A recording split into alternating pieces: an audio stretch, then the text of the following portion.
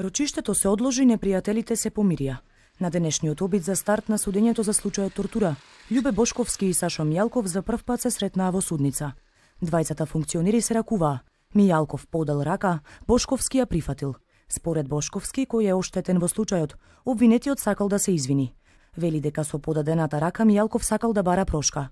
Ке простам, но не заборавам, порача Љубе Бошковски. Тој стана и да ме поздрави, веројатно да се извини за она што го направил во минатото. Ние ја имаме таа, за разлика од нив, таа демохристијанска линија, црта во нас и ние имаме разбирање. Тие се во една исклучително тешка позиција.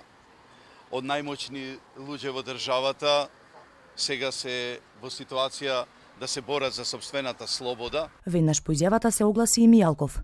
Поранешниот шеф на Управата за безбедност и контраразузнавање во изјава за интернет порталот Прес 24 обвини дека Бошковски лаже.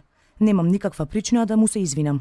Подадената рака е само бонтон, вели Мијалков и тврди дека е невин.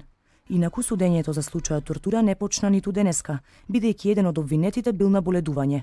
Предметот го отвори специјалното јавно обвинителство, а се однесува на понижувачкото апсење на Бошковски во 2011 година, што му донесе и 5 години затвор.